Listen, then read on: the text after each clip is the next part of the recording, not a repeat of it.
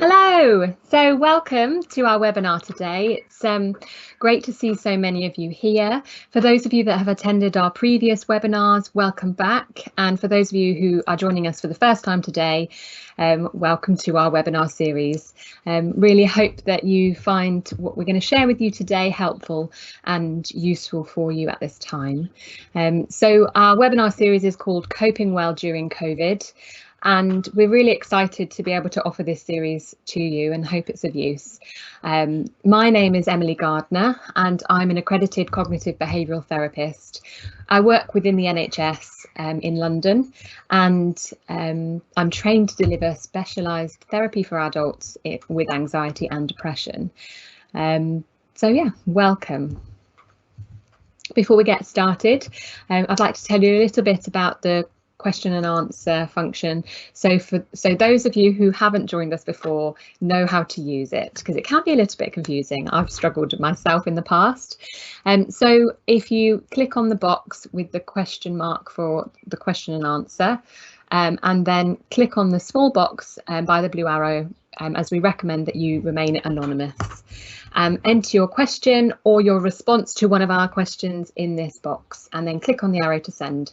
Now, it will say ask a question, so obviously we'll be asking you to respond, so just answer there anyway. So I know that can be a bit confusing if we're asking you to respond to a poll or a question that we're asking you, but it is meant to go there, so please put your response in there as well. So if I ask a question throughout the webinar, please respond here.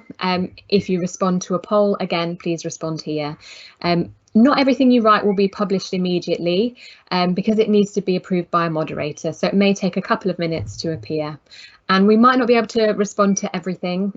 We will do our best to, it's just within the time of the webinar, we might not be able to cover everything. So let's have a go at using the webinar, the question and answer now. We really would like to hear why you're here and a little bit about your role. So some of you might be here for yourself, for a friend or family member, or you may be here in a professional role. Please like which one in the question and answer. So if you scroll up, you will see the 4 options. So just like the one that's relevant to you. So we're going to continue with the webinar now while you do that. And some of these slides may feel quite similar for those of you that have attended the first 2 webinars. We're keeping the introduction similar, but I assure you the rest of the webinar will be different. So we're all going through a really tough time because of this virus, and because of that we've designed this webinar series to help you to cope with the impact caused by the coronavirus. And we're going to change the theme each week. As you may be aware, today we're focusing on low mood, and the first step to understanding our difficulties is to learn a bit about what's going on to make us feel the way we feel, and then learning some strategies to help us feel better. So let's have a look and see if you've had some time to respond to our questions. So most of you today are here.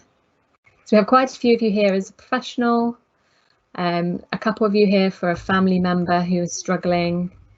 Again, most of you here for yourself, which has been the same for the previous webinars. So really hope that today you can go away with some useful things for you or for your loved ones or as a professional. So another question for you. What do you hope to get out of this webinar today? So please respond in the question and answer. So let us know what you hope to get out of today's webinar. So we want to set up some expectations as well. This webinar series is designed to provide you with a toolkit of evidence-based resources, ideas and tools to help you to manage and cope in the next few weeks and months. And the content that we're sharing with you is based on cognitive behavioural therapy, which is actually one of the most effective treatments for depression and anxiety. And it's focusing on making changes to thoughts and behaviours to improve mood. Today's webinar, we'll be looking at 2 common vicious cycles that make you feel low in mood. So we're going to look at a reduced activity cycle and a boom and bust cycle. We will then spend some time on a couple of ideas and tips to break into those vicious cycles with the hope to improve your mood. So let's have a look at what you hope to get out of this webinar. So I'm just going to have a look at your responses now. Tools to deal with low mood for me and others, tips and coping strategies for low mood during this pandemic, coping strategies, how to get out of low mood, brilliant. Better at supporting and managing my staff team, fantastic. So hopefully some of these coping strategies that we're sharing today will help you to get a bit more insight into how you can support your team and your staff. Some strategies to cope better, to be more productive, to be more resilient, absolutely. So yeah, all of these hopes we're going to be focusing on. Yeah, we'll carry on with the webinar now. Thank you for your responses. So another question, I've got a lot of questions here for you today. What are you finding the most difficult? So the reason why we ask this is because it's going to be different for everyone, and it can be quite useful to share that experience with each other and share what it is we are finding challenging at the moment. So if we could share what we are each individually finding difficult in the question and answer now, and I'll come back to that in a few moments. So really just want to highlight that most of you who have, well, for those of you that have attended our webinars, we hope this message is coming across that right now, if you're feeling low or anxious or struggling in any way, that's, to be honest, expected.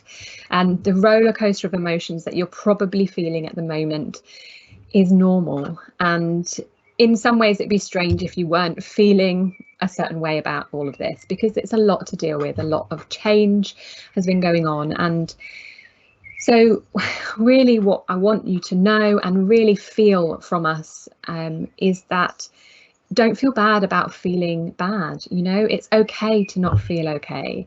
It's okay to struggle with the changes, because we're not meant to feel this. We're not meant to be restricted in this way. We're social people, and so the impact of the virus naturally is going to be making us feel low in mood and making us feel quite down.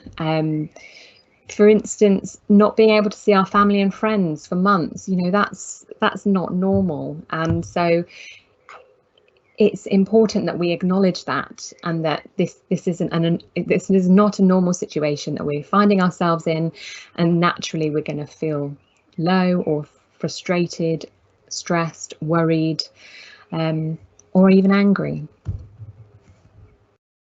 So for those of you that might be struggling right now and feel like you have nowhere to turn, whilst this webinar is educational and hopefully it'll be really helpful, we also want you to know where you can turn to if you do need immediate support. So if you're having thoughts of suicide, of harming yourself, or thoughts of self-harm, then it's really important that you talk to someone and reach out. So we recommend the Samaritans. They're a fantastic 24-hour service. They're free, so give them a call on 116 123, and we will share more information about further support at the end of this webinar. And you can find this number as the very first published announcement in the question and answer. So just scroll up to the top and you'll find this number here if you need it at any point during the webinar. So let's come to what you're finding difficult at the moment. And so I'm going to have a look at some of your responses here.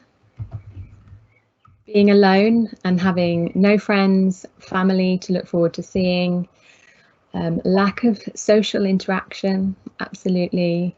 Isolation, feeling really isolated. And for those of us that are single or living on our own, this time is going to be particularly more challenging.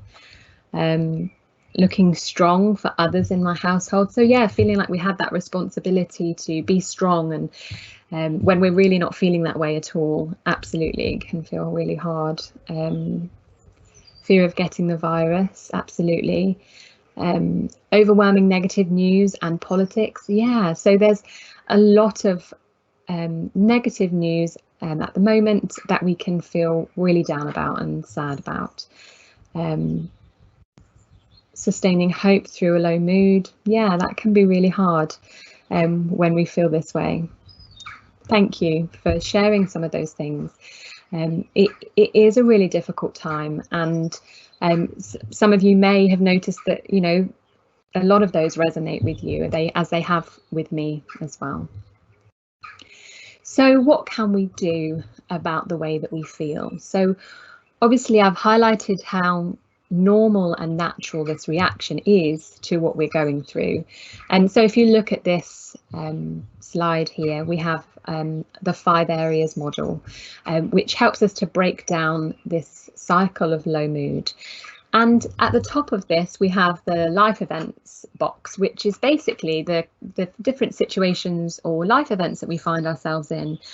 So right now, coronavirus is the big, is in capital letters in that life events box, in that we're going through a lot of changes, and not all of them are positive for our mental health.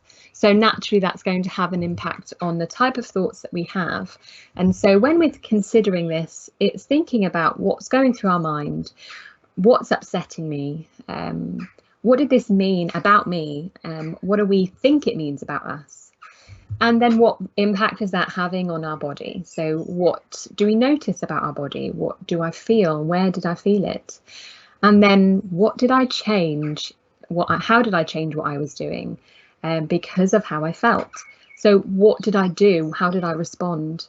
And then what emotions did I feel? So did I feel strong feelings of anger or frustration or sadness? And then those will knock on to our thoughts and physical symptoms and behaviours. So it's as we say, it's a bit of a vicious cycle. So it's important to understand where we're at with this and understand what our own vicious cycles look like in order to start making changes. But we do have some common vicious cycles that a lot of us do fall into. And one common cycle that we can fall into when we feel low in mood is a reduced activity cycle. Now, this is quite common in low mood, and because we have less energy and fatigue and negative thinking and reduced motivation, it can feel really hard to do some of the things that we normally do. So we may find ourselves reducing our total activity levels. And this gives us a short-term sense of relief because we don't have to face the things that we're finding difficult. But unfortunately, this actually reinforces this behaviour, so we repeat it. And when we give in to this feeling of not being able to face things, we have less opportunity for pleasure or achievement, and we can end up only doing the essential things. And then this will worsen how we feel because life becomes emptier and emptier, and even those essential jobs that we were able to do start to feel pretty difficult. And in lockdown, this cycle may have been forced on you because you've been unable to do a lot of the things that you used to do. And so it's being aware of this, that we've been forced into this reduced activity cycle where we've been unable to do a lot of our hobbies and interests. And naturally, that's going to have a knock-on effect on how we feel. There can also be a secondary impact that reduced activity can have on our lives, in that because of increased work absences or reduced productivity or not getting something important completed on time, these can then cause further problems, and we can start to feel like we have a growing weight on our shoulders that can feel really overwhelming. So we will look at how to break this cycle a little bit later on in the webinar, but we want to draw your attention to another cycle which is common, and this is called the boom and bust cycle. And you may find that lockdown has increased the demands on your time, and so you may find that you are juggling a lot more than usual. So for those of you that are working from home whilst looking after children who aren't in school, this can mean that you are feeling pretty stretched in many different ways. And you may feel very much out of your comfort zone. And if this is the case, we can start to feel that the demands placed on us actually outweigh the resources available to meet such demands. Sorry, a bit of a tongue twister there. So this might result in us overactivating. So we push ourselves incredibly hard so that we achieve more and more. This is the boom part of the cycle, until we feel exhausted.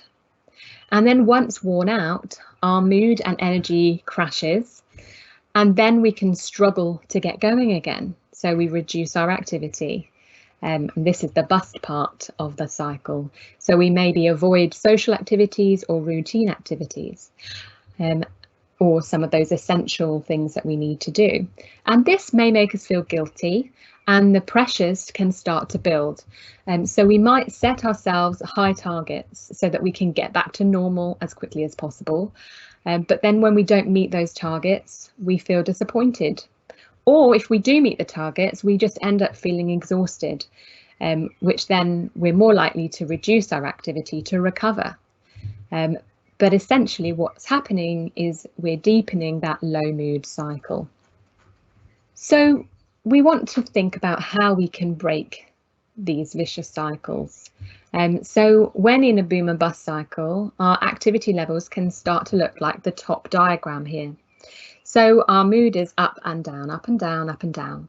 And so when we push ourselves, we're at the top, we're booming, we feel quite good, but then we've done too much. So we have to rest and recover to make up for it. And then we push ourselves again and we boom, but then we bust again. And we can find that it's like taking one step forward and 2 steps back. And we may find that we're not very productive. And over time, the amount of time we spend in bust can increase, and we can end up spending a lot less time in the boom part of the cycle. So when it comes to breaking this particular cycle, we may need to think about initially doing less overall, and we need to level out the amount of activity we're doing on our good days and our bad days. So on a good day, we still do some of the things that we want to do or need to do, but we maybe hold ourselves back from pushing ourselves that extra hard, just so we save a bit of that energy for the following day or the following week, so that we can do a similar consistent amount of activity. And likewise, on a bad day where we might struggle to get going or moving, and we might naturally reduce and rest, it's about pushing ourselves to do a little bit more. So we're bringing the boom down and the bust up to meet in the middle. So we're doing a consistent amount of activity every day. And then the idea is that over time you can gradually increase the amount you're doing, but it's more manageable and you can maintain that level of activity long term. And with a reduced activity cycle, it's bringing your activity levels up a little bit, gradually, a little bit by little bit. So both of these cycles can be broken using a technique called behavioural activation. And it's a technique which is designed to slowly build in structured activities. And it works by scheduling different types of activities. But most importantly, it's about following the plan and not how we feel, so that we can complete the activities and break that cycle, which maintains our low mood. So why do we use it? Well, there's a lot of research which has shown that this technique has been very effective, and it is the most effective and recommended treatment for depression. But also, it does not require you to concentrate for long periods of time or think too much. And both of these things are quite common symptoms for people with depression or low mood. So it's easy to get going because that's not an obstacle. When we look at the boom and bust cycle and the reduced activity cycle, in both, we allow how we feel on the inside to decide what we do. So we act from the inside out. But through behavioural activation, we want to start to allow our plan to decide what we do, which will then impact how we feel. So when we push ourselves to do something, even though we don't want to, we're then opening up ourselves or our lives for those opportunities to connect, to feel pleased with ourselves, to have a nice moment, to connect with others, and to feel pleasure or achievement. And so in that way, we're acting from the outside in. So what we do impacts how we feel inside. So the first step is to make a list of the activities that you want to start building into your diary, dividing them into 3 different categories. And we need a balance of routine, necessary and pleasurable activities in order to maintain well-being. Much like a 3-legged stool, if one of these areas is weaker, then we will feel out of balance and our stool will topple over. So we need a balance of all 3 activities. So this is an example of a list of routine, pleasurable and necessary activities here. So we have examples such as eating 3 regular meals, sleeping in a routine, taking out the bins, having a shower, cooking 3 meals a week, making the kids lunch, food shopping, etc. Pleasurable examples might be socialising, running, playing football, playing with the kids, watching TV, going to the pub, etc. And then necessary activities, going to work, paying the bills, changing my phone tariff, getting the MOT booked, fixing the kitchen sink. So these are things that we need to do as well. So the next step, so step 2, is taking the list that you've just made in step 1 and then rating the activities from the easiest to the most difficult, making sure you mix them up and include all routine, necessary and pleasurable activities in that hierarchy. It's important to think about how difficult it would be for you now, not just before you would do the activity, or not how you would have felt before when you weren't feeling low in mood. So previously you may have been you may have run a marathon, but actually it's been a long time since you've done that. And so it may be difficult to get going with something like running again. And so it's being aware of how it makes you feel now and then putting it in order of easy, medium or hard. I have underlined some of the things that might not be possible now because of lockdown restrictions. And it might be helpful to think a bit about how you may have to adapt these activities, but we'll come on to that shortly. So step 3 is scheduling the activities. So starting with the easiest activity, you add it into your first week. And then gradually through the weeks, you increase the difficulty from medium to difficult categories. And if there's a necessary activity which you really need to do now, but you haven't quite reached that level of the hierarchy, then it's about breaking it down into different stages to make it manageable. And it's making sure that when you schedule in an activity that it's appropriately detailed. So for instance, a walk with the dog in the morning at 10 AM, just to make it clearer as a bit of a commitment to yourself that you're going to follow through with this activity. And then step 4 is to complete the activities that you have scheduled throughout the week.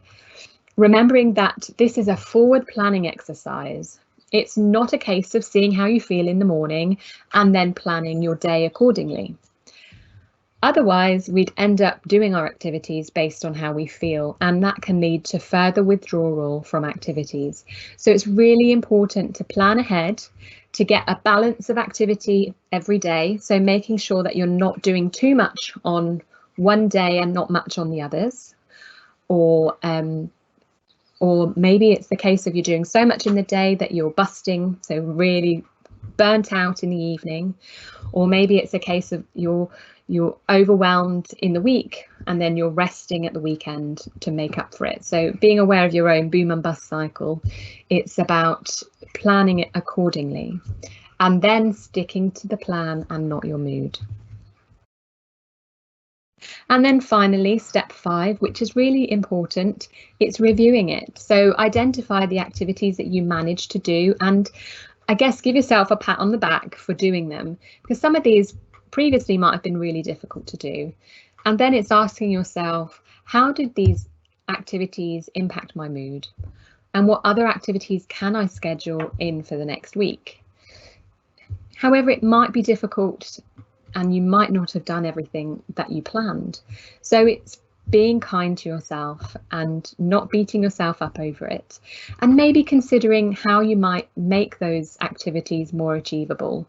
Maybe you need to break them down into a few more steps, or getting a friend or partner to help you or remind you to do those things. So some of the things that we used to be able to do might not be possible. For instance, visiting family and friends, which a lot of you mentioned at the beginning, is something that you're finding really difficult, making you feel quite isolated. And so it is worthwhile considering how you might still do these things, even though you can't physically be with some of your friends and family. Or if you may find yourself feeling like there's little point in doing anything because you can't do the things that you would usually do. Unfortunately, giving into this means that we're reducing our activity, and we can end up finding that we're going deeper into that vicious cycle. So we need to do the opposite to what our mood is telling us, and we need to do those things that we find difficult but bring us joy. But it may be necessary to be creative about how you can still do some of those things, and find ways to adapt those activities. It may be hard to feel joyful right now, so start small. If nothing feels joyful, then anything that might be a slight improvement on how you feel, or give you a small sense of achievement. Just focus on small changes, small steps. So does anyone have any creative ideas about how you can still do some of the things that you enjoy? So maybe some of you have done this already, in that you have already had to make changes or adapted activities to lockdown restrictions. So if you please could spend a bit of time in the question and answer and write in there some of your ideas. So share them with everyone else and myself, so that we don't have to reinvent the wheel every time. If some of you have had these ideas, then it's great for others to hear them, and I'll come back to them in a few moments. So I've taken some examples from the hierarchy that we just did. So these 3 examples of activities that some of you may have enjoyed before lockdown, but you're not able to do now. So for instance, playing football or attending a social gathering, going to an exercise class. So these activities are things that you really enjoy, but you can't do right now. So one helpful step is thinking about what you enjoyed about this activity. So when we can identify particularly what we enjoyed, then we can find out how we can adapt our activity. So for playing football, for some of you, it might be that spending time with friends, doing an activity that we enjoy, is what you enjoyed about that activity, in which case we can make adaptations within our restrictions. So arranging with my teammates to play a video game together online might give the same enjoyment for this person as playing football would have done before. And another example, going to a social gathering was the activity they did before lockdown, whereas feeling what they enjoyed about it was being able to connect with friends and laugh with friends. So another way that we can adapt with this example is to maybe send a letter or a postcard or a gift to a friend to let them know that we're thinking of them. So that way we are connecting with our friends or family members, but in a different way. Another example, going to an exercise class. So what is it about this activity that I enjoy? What is it that I get from this? And in this example, it's the opportunity to exercise and to stretch. So it may be that going for a brisk walk with some stretching at the end or the beginning is sufficient, as it meets those requirements of exercising and stretching as well. So I have two examples of how I've been creative during lockdown that I thought I'd share with you today. So I love going out for meals, and anyone that knows me will tell you that I'm a bit of a foodie. And this is obviously something that we're not able to do at the moment. And so I thought about what it is that I enjoy about this.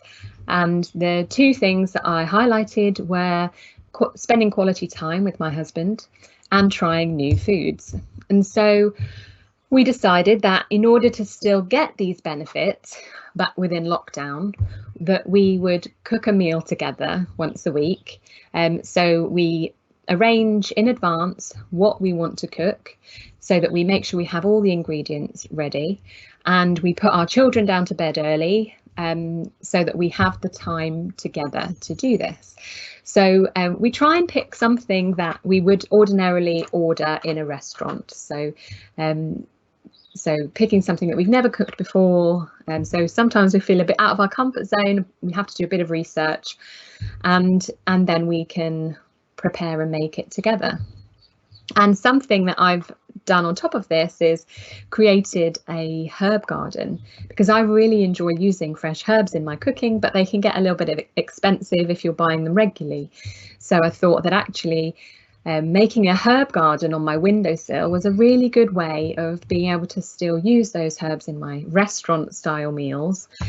So far we've cooked fish in Parma ham, steak with mushroom sauce, and we've also done a Nando's, but we did that for our kids as well.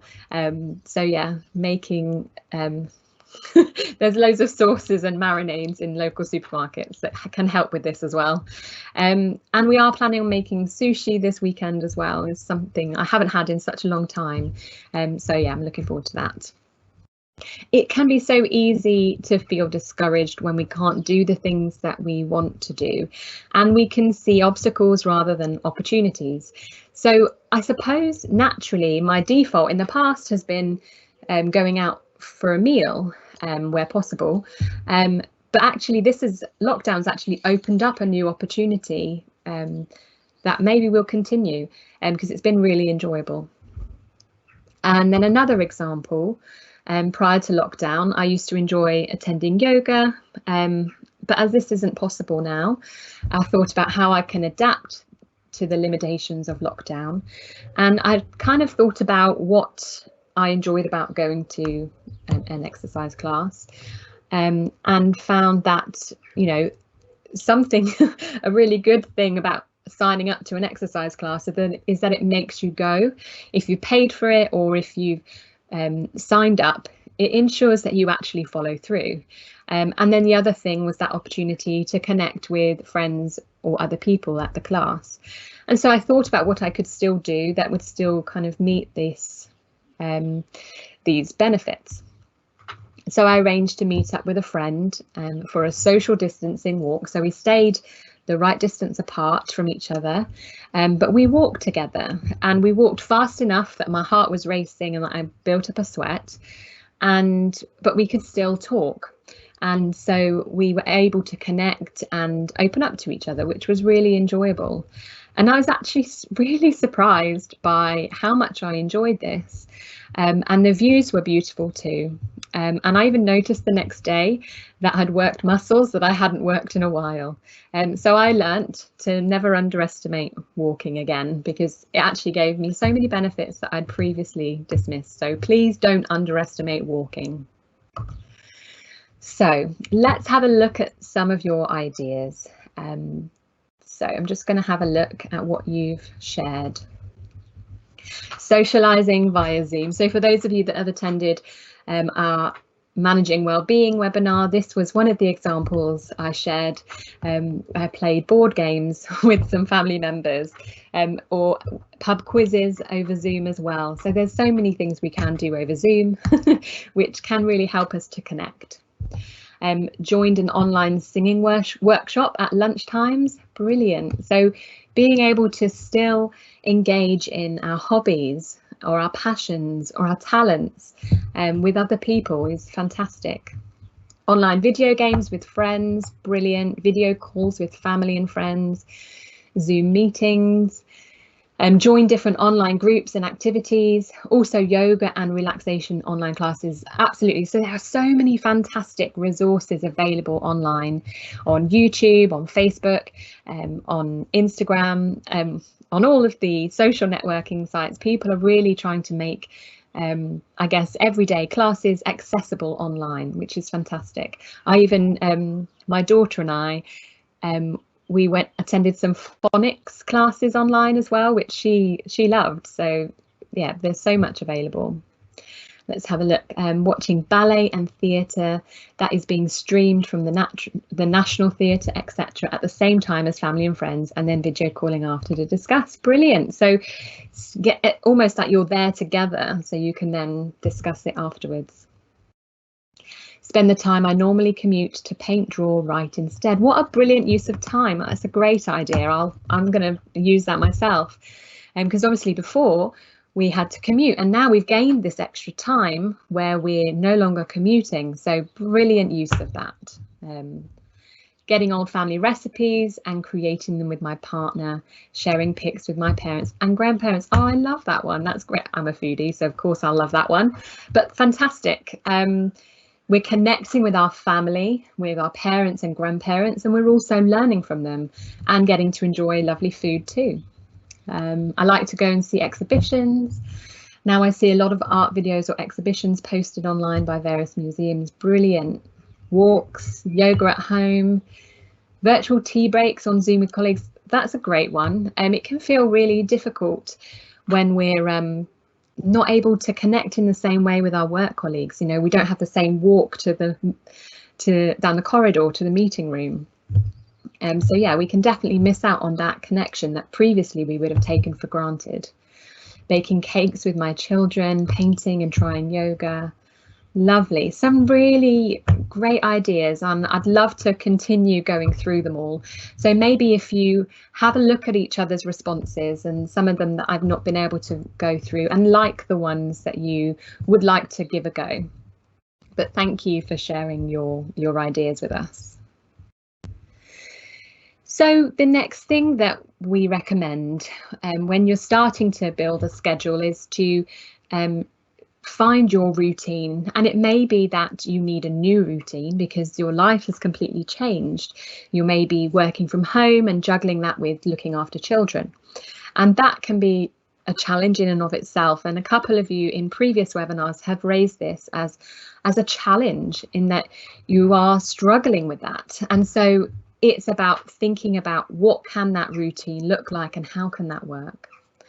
However, some of you may be finding that you'll actually have a lot more free time because maybe you're not working anymore because of the virus. And so you might be struggling to fill your time. And so putting a routine in place can be really helpful for you to keep you busy, to build up your activity levels again, and to help you find more meaning in your day-to-day lives, but also to stop you dwelling on things as well. So some tips about building a routine is to build it around those regular markers of sleep and regular meal times. So start with that. If you don't know where to start with a routine, then start with those things and develop that regular routine. But remembering to follow the plan and not be led by how you feel. That's the most important thing. And I can't leave today's webinar without highlighting the importance of exercise. And I know I've talked about this in previous webinars, but I can't ignore it because it's so important. We need to exercise not only for our physical health, but our mental health. And it's one of the best things that we can do for our mental health. But it also conditions our body to handle stress better.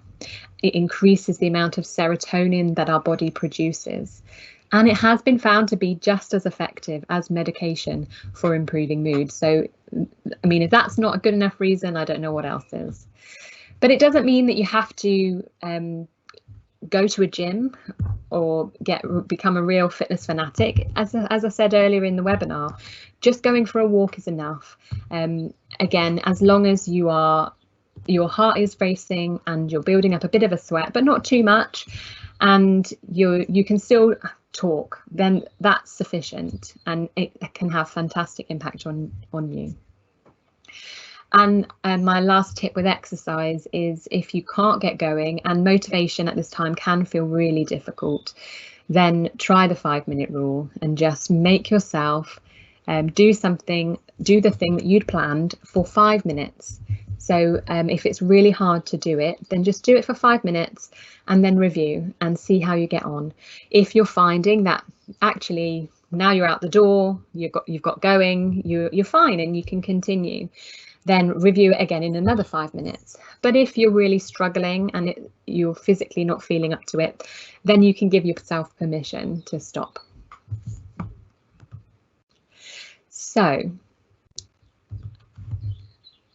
pulling all of these ideas together, we want to plan our first week of activities. So remembering all of the things that we've talked about today, to start with the easiest activities, trying to make sure that we get a balance of routine, necessary and pleasurable activities. So I've got an example here of a week that we may plan this over the next week. So planning a regular wake-up time, maybe sometimes making sure that we do some of those things that we would have done if we were going out to work. So showering and getting ready rather than staying in our loungewear all day. Having breakfast as a regular way to set up our day and get our metabolism going, and also fueling our body in the right way. But also making sure we put in some of those pleasurable things around the day and also some of those essential things as well.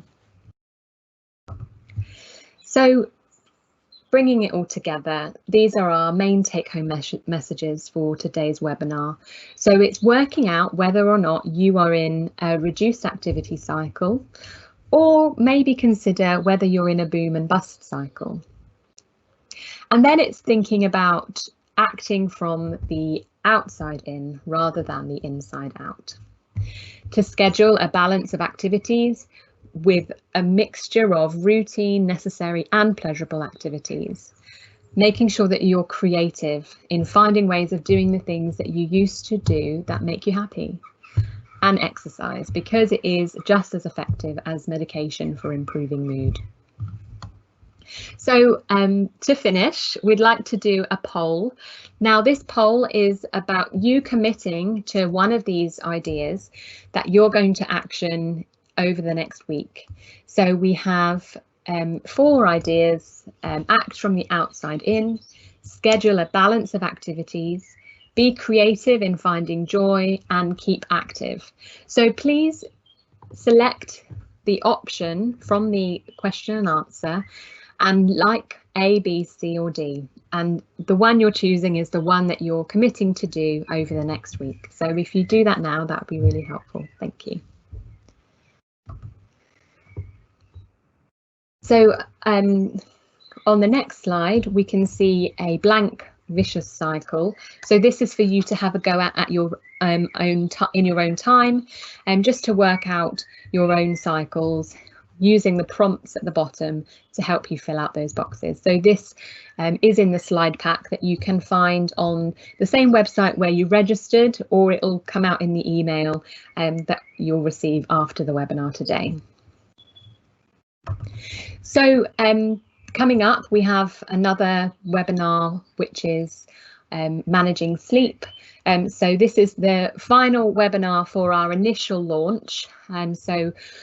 Please come along to that and share it with your friends and loved ones.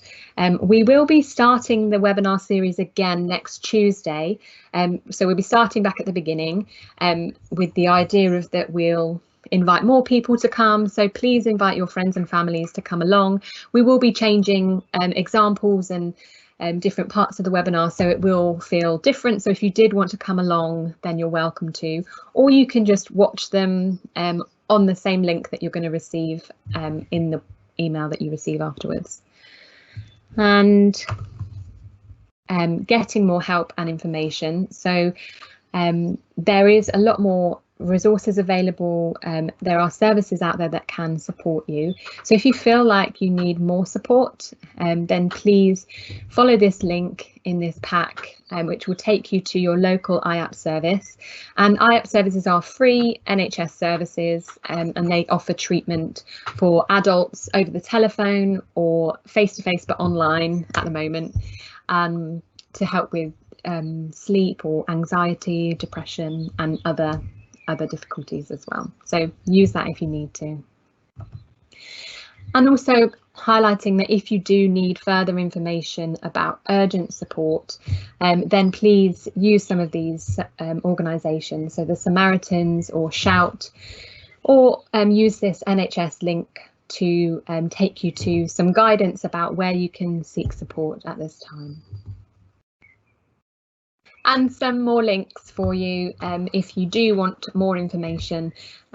These are really fantastic resources available to you. We've got Calm, Mind, Citizens Advice and National Debt Helpline for those of you that are struggling financially, or Money Supermarket has some fantastic tips as well.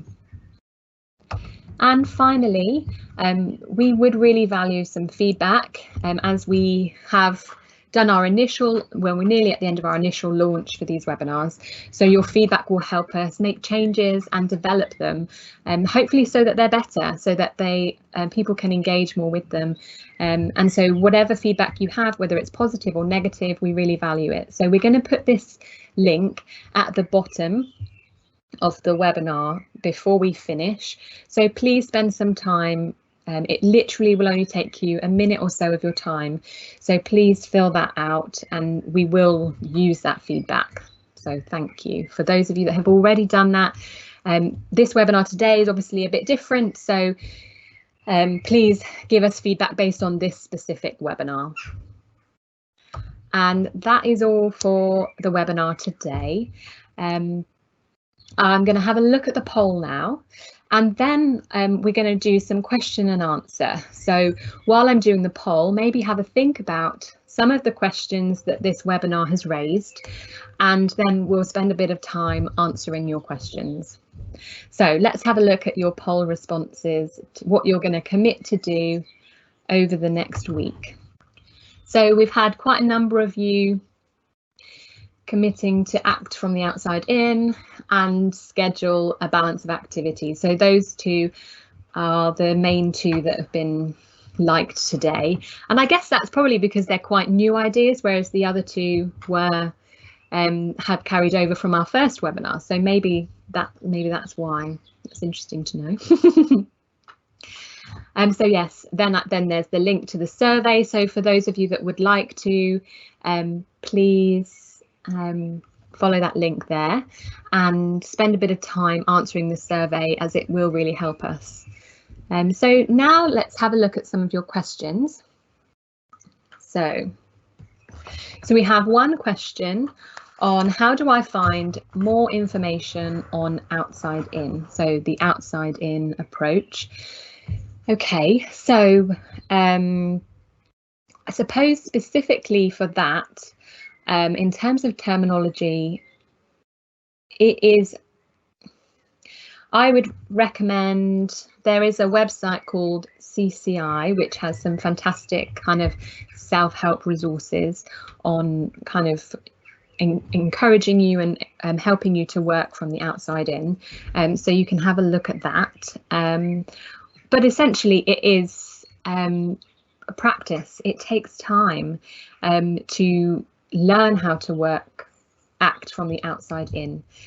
So starting small, so maybe planning over the next week, thinking about how can I change how I respond by acting from the outside in rather than inside out. So what change can I make today, tomorrow, that acts more in line with the plan rather than how I feel? Hopefully that answers your question. And we may do a bit more work on this specifically in future webinars. So let's see if we have any more questions here.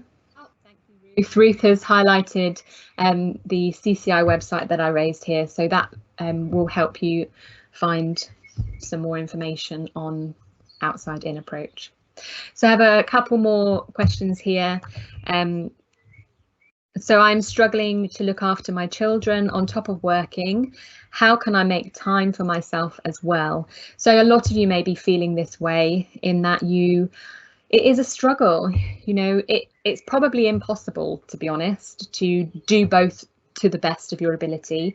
And there will be times where you feel guilty about not doing the best you can to look after your children, and there'll be times when you feel guilty about your productivity, and that's completely normal. I suppose what I recommend is a routine.